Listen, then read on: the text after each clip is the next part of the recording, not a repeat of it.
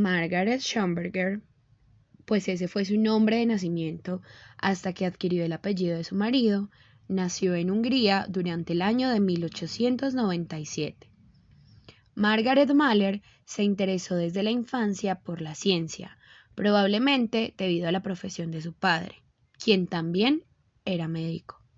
En su adolescencia fue alentada a leer autores psicoanalíticos como Sigmund Freud, interesándose así sobre el tema de la psicología y el inconsciente.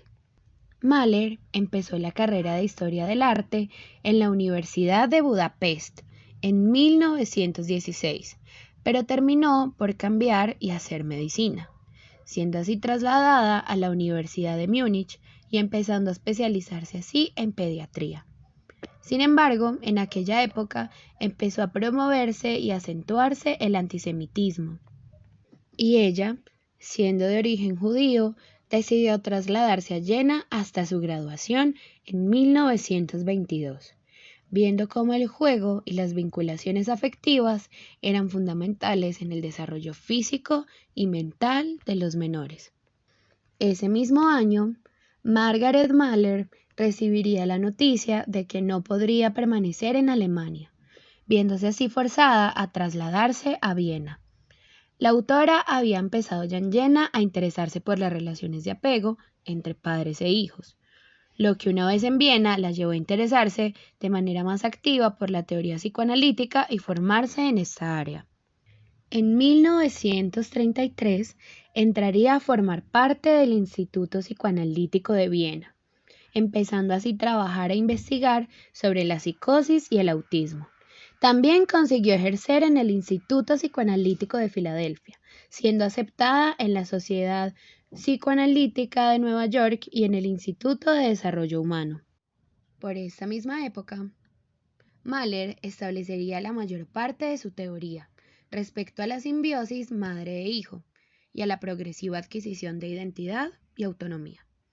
También fue una de las primeras psicólogas en especializarse en infantes con trastornos de tipo psicótico, creando un centro especializado en ello, el Manser Therapeutic Nursery, y otro centrado en la individuación y separación, el Masters Children's Center, en 1957. La autora recibió varios reconocimientos y premios en honor a su contribución a lo largo de su vida, especialmente en sus últimos años. Es así como Margaret Mahler muere en 1985 en la ciudad de Nueva York. Margaret Mahler y su teoría sobre el desarrollo. El trabajo de Margaret Mahler se centró principalmente en el tratamiento de la infancia, realizando aportes teóricos en el campo psicoanalítico del desarrollo humano. Uno de sus postulados más reconocidos es aquel de la individuación. Para Mahler, la personalidad de un niño empieza a forjarse gracias a la interacción con otras personas. Inicialmente es fusionada con la figura de la madre, al no ser el bebé capaz de diferenciarse y distinguir entre lo que es el yo y lo que no lo es. A lo largo del desarrollo del infante, él va a ir intentando separarse y volverse una entidad independiente. A lo largo de diferentes fases que presenta Mahler y ella misma las plantea. En primer lugar, durante el primer mes de vida, el menor estaría en la fase a la que denomina autismo normal, en la que no responde a la estimulación externa y pasa mucho más tiempo dormido que despierto. A partir del segundo mes, entra en una fase que Mahler denomina la simbiosis, en la que el bebé no es capaz de distinguir entre el yo y el no yo, y es una etapa en la que éste se fusiona con la madre. En el cuarto mes de vida, suelen observarse los primeros intentos de diferenciación, entrando en una fase final a la que se le denomina separación o individuación, empezando así el sujeto a explorar por sí mismo, que necesita de una figura materna que esté cerca. Al año empieza a practicar la locomoción y la separación con su madre. Todo esto dado en un contexto temporal. Tras ello, Empieza un subperiodo conflictivo entre dependencia e independencia, que culminaría, según lo planteado por Mahler, aproximadamente después de los 2 años de edad, cuando el bebé tenga un yo permanente y comience a ser consciente de que no solo existe su yo, sino que los demás tienen un propio yo, un ser ajeno a él. Margaret Mahler decidió trabajar con niños gravemente trastornados. Esto la llevó a interesarse por las relaciones madre e hijo. Sin embargo, fue el psicoanálisis lo que le proporcionó las bases para establecer su teoría. Para ella, lo importante es el proceso mediante el cual el niño se separa de la madre, para así ser un individuo independiente, dejando a un lado los aspectos sexuales tan enfatizados en el psicoanálisis. Ella consideraba que la personalidad de un individuo se forma a partir de la relación que tiene el niño con la madre, y para que ésta pueda formarse adecuadamente es necesario que el infante logre percibirse como un individuo independiente. El recién nacido no es capaz de reconocer entre él mismo y las demás personas. Debido a esto, el yo y el no yo, haciendo referencia al mundo externo, es lo mismo para él, percibiendo a los demás como si fueran parte de él mismo. Para trascender y poder lograr este objetivo, el bebé debe pasar por un proceso de 3 fases. Margaret establece que el nacimiento psicológico y el nacimiento biológico del infante no coinciden cronológicamente. El nacimiento biológico se da de una manera observable, abrupta y espontánea. En cambio, el nacimiento psicológico es un proceso que se da lenta y paulatinamente, ya que este es intrapsíquico y el niño necesita procesar todos los nuevos conocimientos que se va dando por medio del descubrimiento del entorno del cual empieza a formar parte, en el que su contacto más cercano con este es la madre, la cual le ayudará a formar este proceso. Mahler denomina el nacimiento psicológico del infante como un proceso de separación e individuación, dándose este de los primeros 4 meses a los 36 meses posteriores a su nacimiento, pero sin dejar a un lado la importancia de las etapas anteriores a la misma, ya que ninguna de las fases o las subfases del proceso de separación e individuación reemplazan a la anterior, sino que cada una aporta para el desarrollo del siguiente. Primera, fase autística normal, 0 al primer mes de vida. Según Margaret, este se da desde el nacimiento en las primeras semanas de vida del infante. El niño en este lapso de tiempo pasa la mayor parte del día en un estado de semisueño y de semivigilia, despertándose para satisfacer sus necesidades, ya sea esta la de alimentación o de afecto, y volviéndose a dormir cuando dichas necesidades son satisfechas. En esta etapa, el niño está prácticamente desconectado del mundo exterior, protegido por una barrera ante los estímulos, y si algún estímulo pasa por esta barrera, el niño reacciona de una forma refleja. El niño desde el comienzo empieza a moldearse, formando una matriz de unidad con la madre, sin importar el tipo de madre. No importa si la madre presenta material sano o patológico para el niño, este simplemente se adapta. El narcisismo primario, conocido como autismo normal, se da en la primera semana de vida, en donde el niño percibe sus necesidades como algo proveniente de su interior, sin tener conciencia de que existe una madre que satisface sus necesidades. Seguido de esta etapa, el niño toma conciencia de que uno mismo no puede proveer a la satisfacción de las necesidades. Teniendo a su madre como su yo auxiliar, quien lo atiende, cuida y protege, el niño no percibe para nada a su madre como la mayor representante del exterior, provocando un tipo de muro entre él y el mundo. Segunda, fase simbiótica. 1 al 5º mes de vida. En esta etapa se representa al infante con la madre como una unidad, un estado de fusión. Este se convierte en un sistema omnipotente de unión y contacto con la madre, que le ayudará a ir reconociendo el mundo exterior, sintiendo a la madre como una extensión de su propio cuerpo, ya que el yo todavía no se encuentra claramente diferenciado del no yo, puesto que estas son nociones que irá captando gradualmente como diferentes.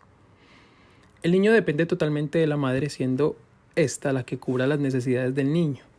El niño necesita de su cuidado, ya que su función de autoconservación está atrofiada, y aún el niño no puede defenderse del mundo solo, siendo indispensable el contacto de la madre, su cariño y que el niño se sienta protegido con las manos maternales, ya que el amamantamiento, siendo importante en la vida del infante, no produce necesariamente un apego óptimo de madre e hijo.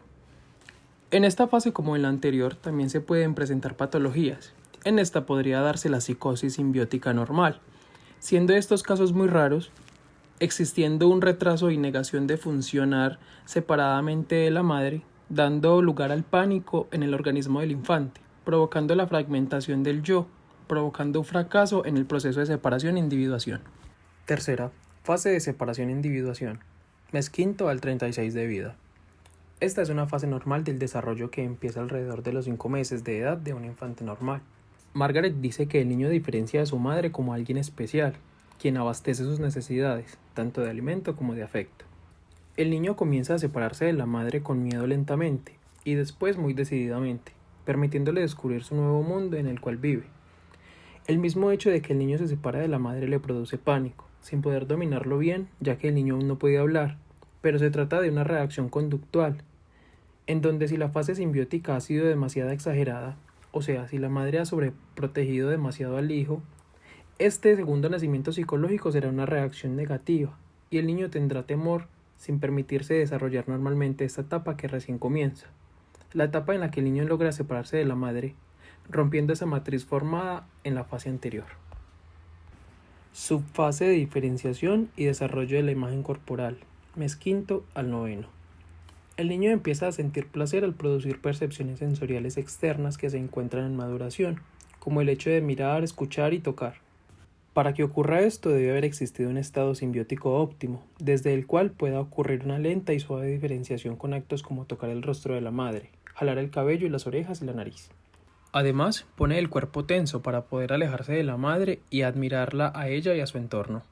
El infante en esta etapa empieza a interesarse en lo que en realidad es la madre, su olor, su apariencia, el sonido de su voz, y empieza a compararlo todo con el otro, por medio de lo que lo es y no es familiar.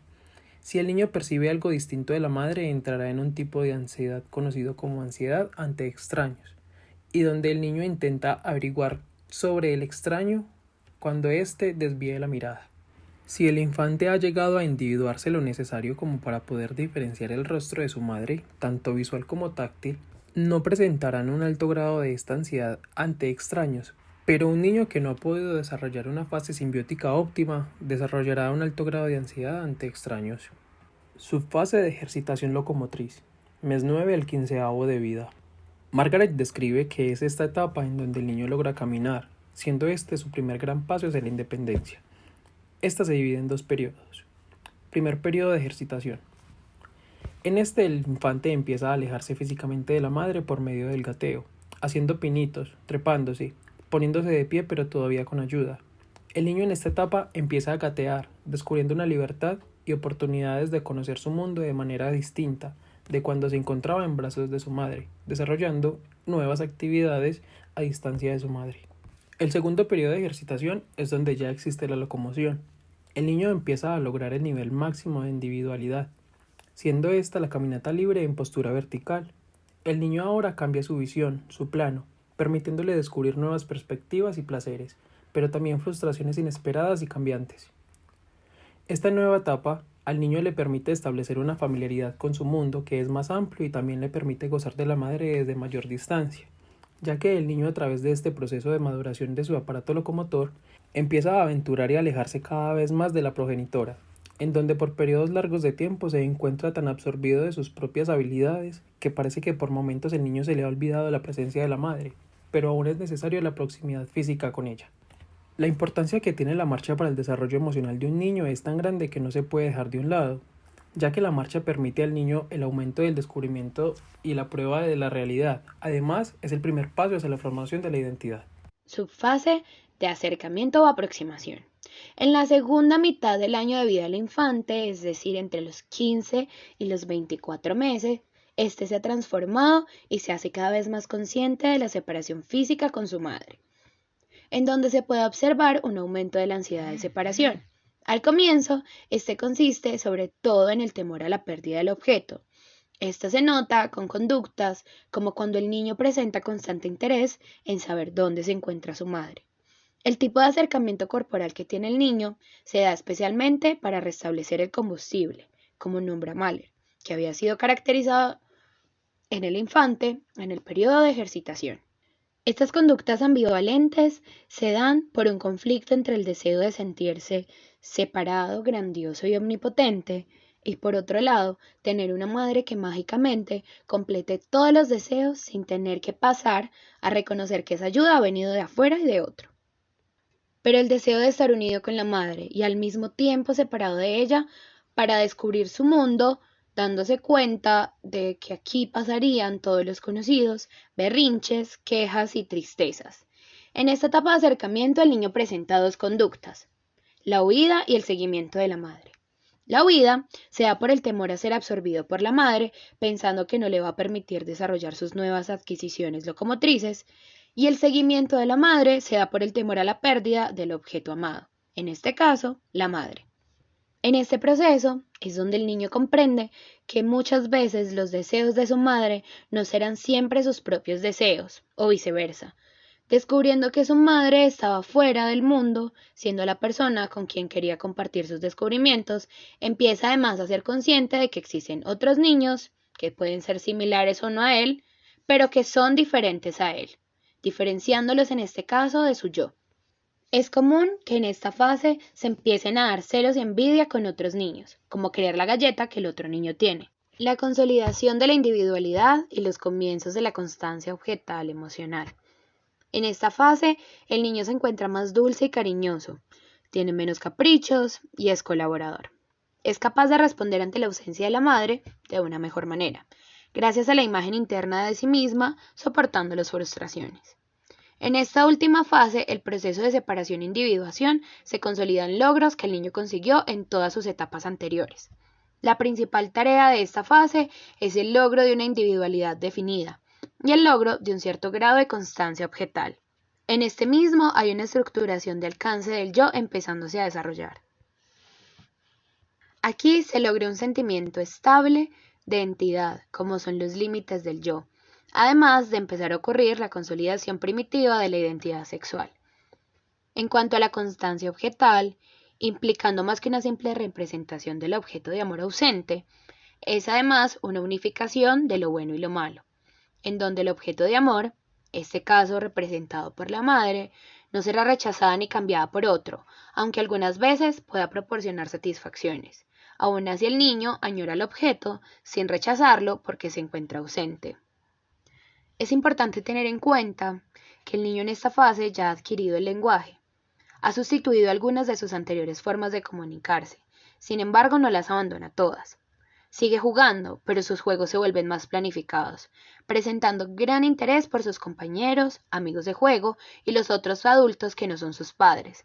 Empieza a comprender el mañana y el más tarde, pudiendo alargar la gratificación y soportar la separación.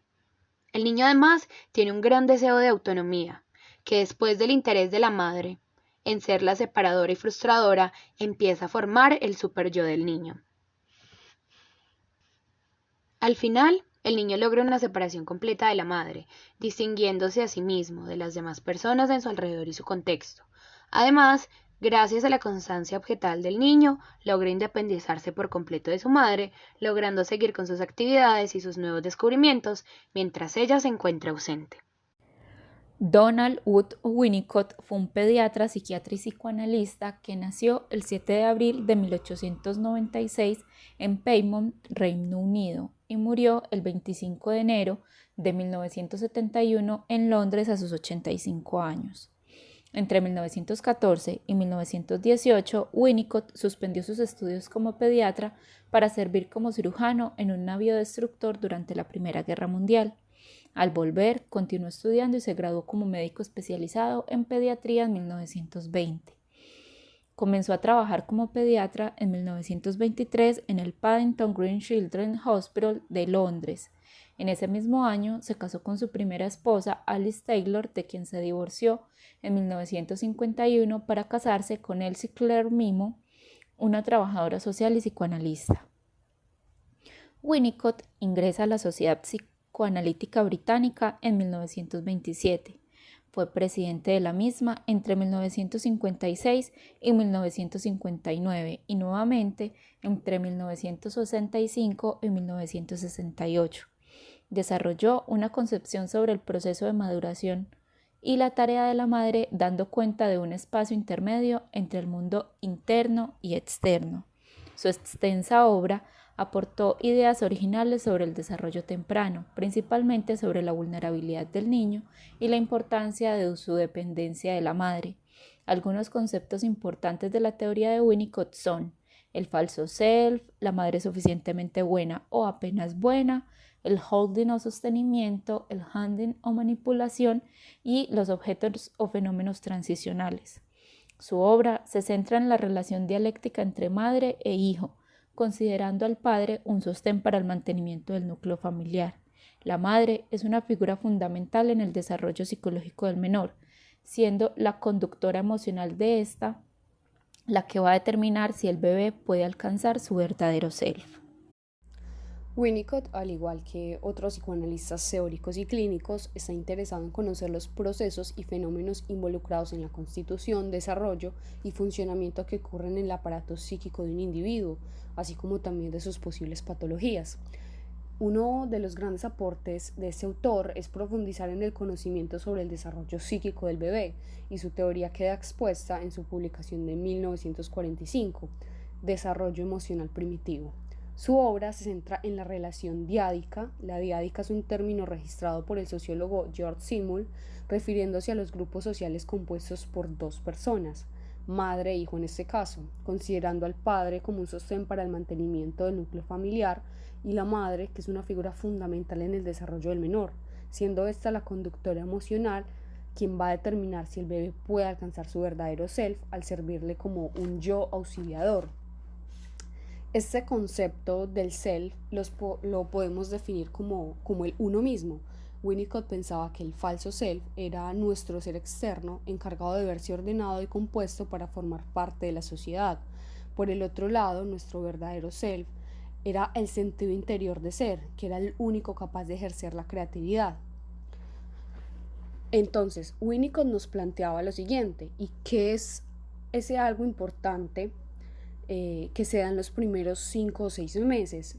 Entonces nos decía que hay 3 procesos que comienzan pronto, y uno es la integración, el segundo sería la personalización, y el último, siguiendo pues como a estos, la aparición del tiempo y del espacio, de las demás propiedades de la realidad. En resumen, la comprensión. La integración, o este proceso de integración, Winnicott se refería a él como esos estados diversos en los que el niño no tiene idea de una vivencia conjunta o integrada. Así, el niño no tiene forma de comprobar o de sentirse siendo el mismo sujeto en los momentos de saciedad, como lo son el hambre, tampoco en los estados alternantes, como lo son la calma y la excitación. A menudo nosotros damos por sentado la localización del ser en nuestro propio cuerpo. Sin embargo, ejemplificando el proceso de integración, Winnicott nos planteaba que durante el análisis de una paciente psicótica, ésta reconoció que de pequeña creía que su hermana gemela, que yacía en el otro extremo del cochecito o de la habitación, era ella misma, incluso llegando a sorprenderse al ver que alguien la cogía y ella seguía en el mismo sitio. Entonces, su sentido del ser y de lo que no es el ser no estaba desarrollado.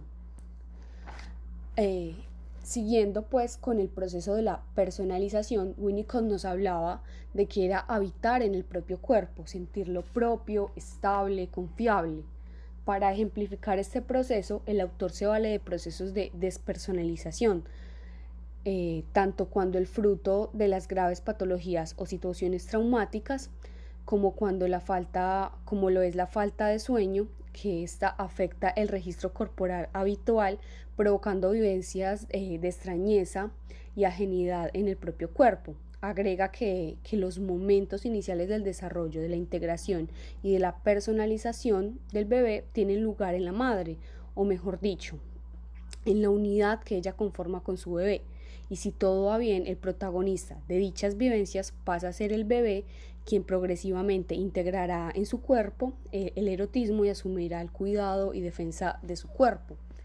Por último, la realización es un proceso que tematiza la forma en el que el bebé se irá relacionando con la realidad externa y con los objetos que la pueblan.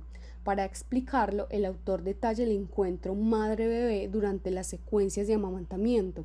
Entonces, el bebé aporta su hambre y su oralidad, sus deseos predatarios, sobre el pecho. La madre posee el pecho y la capacidad de aceptar la voracidad de su bebé, dando placer y alimentamiento. Será ella quien, al ofrecer el pecho, pondrá en relación estos dos fenómenos. No basta con el hecho fáctico o mecánico de la alimentación. Debe tener un lugar, una relación mutua en el que la madre y el niño vivan y se sientan juntas. Entonces, el autor remarca mucho las ideas de relación y de mutualidad como lo fundamental de este proceso. Etapas del desarrollo según Donald Winnicott. Para Winnicott existen 3 etapas del desarrollo o 3 estadios del desarrollo.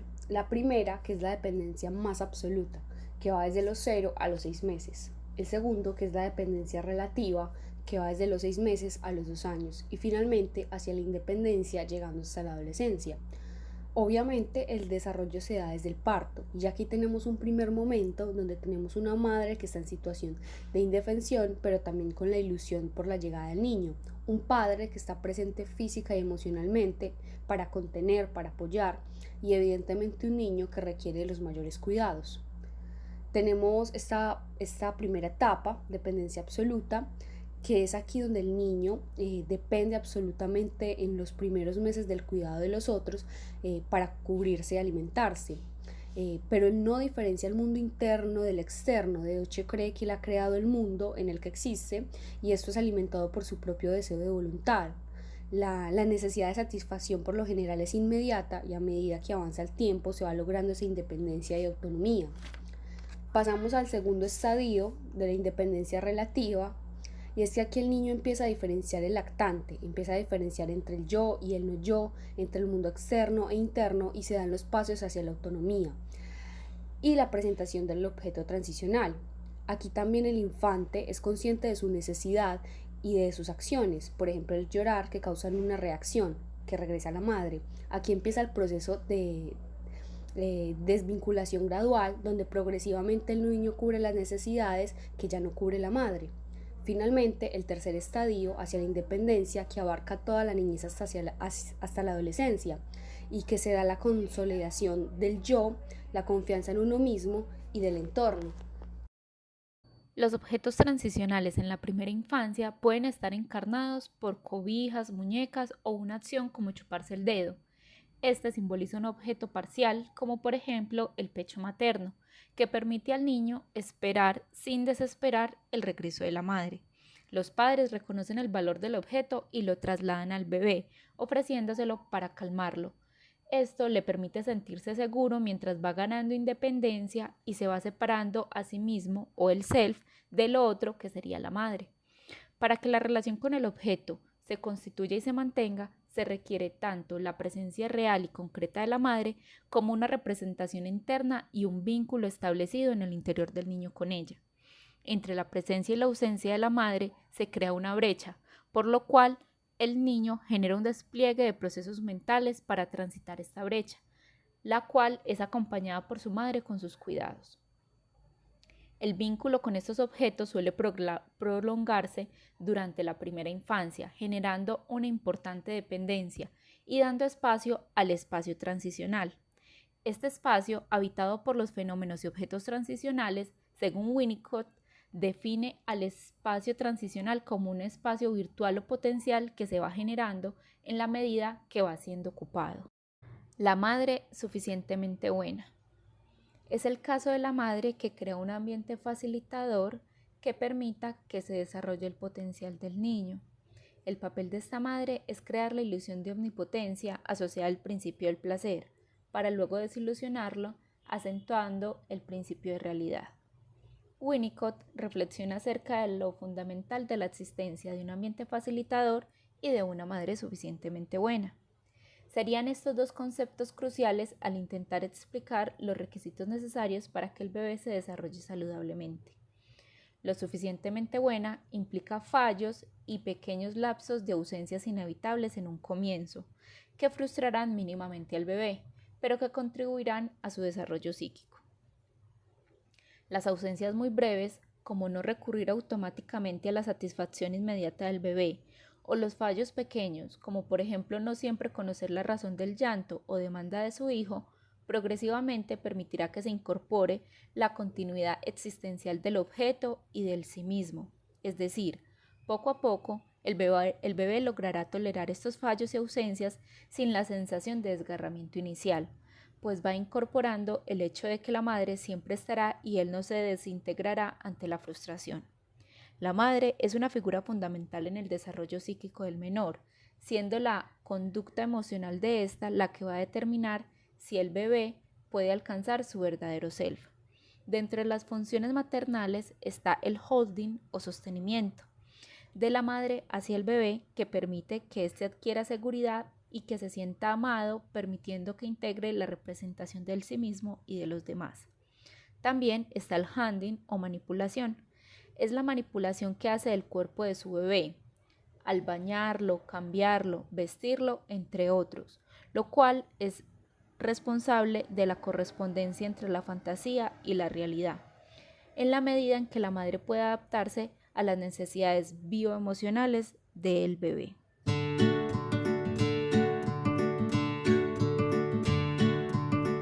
Al finalizar el proceso de separación e individuación, el niño logra distinguir a su madre como alguien especial, pero de manera diferente a él. Alcanza grandes logros como es la marcha por sí solo, el cual es un gran paso hacia la independencia. Es aquí en donde el infante, mediante sus propias palabras, expresa deseos e inquietudes. Es en esta fase en donde se desarrolla su identidad sexual. Para que el niño logre todos estos pasos fundamentales, necesita tener un ambiente estable que le permita desarrollarse de manera óptima y adecuada. En conclusión, Winnicott propone su teoría alrededor del vínculo materno-infantil que se da alrededor de los cuidados, el acompañamiento, la alimentación y el sostenimiento. Todo esto genera un ambiente adecuado para que el niño tenga una estructura mental sana y de ahí se relacione adecuadamente con el medio. Ya para finalizar esta ponencia, debo decirles que el aporte más relevante de estos dos autores es la explicación del desarrollo emocional del sujeto en el mismo momento de nacer, en donde el papel trascendental o fundamental lo llevará la madre, pues al fin y al cabo dependerá de esta el desarrollo del bebé. También me gustaría compartirles una cuestión que encontré en uno de los textos de estos autores, en donde nos planteaban que cuando empiezan a suceder las cosas importantes, por ejemplo, hay que tener en cuenta a un niño no nacido, y si es así, ¿a qué edad después de la concepción hace su entrada a la psicología? En base a estos dos autores decimos que sí, que hay una fase importante entre los 5 y los 6 meses, pero que también la hay alrededor del momento del nacimiento. Y es que hay grandes diferencias que son observables si el bebé es prematuro o posmaturo.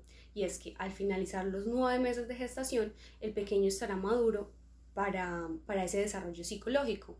Entonces, básicamente nos dice que en el momento del nacimiento, un nacimiento de 9 meses, el bebé estará preparado para desarrollarse tanto psicológicamente como emocionalmente. Sin embargo, si el bebé es posmaturo, habrá alcanzado esta fase en el vientre de su madre, por lo que uno tiene que tener necesariamente en cuenta sus sentimientos antes y durante el nacimiento. Por el otro lado, si el bebé es prematuro, no experimentará demasiadas cosas de importancia, sino hasta que haya alcanzado la edad en la que debería haber nacido, es decir, algunas semanas después del nacimiento. Eso sería todo. Muchísimas gracias.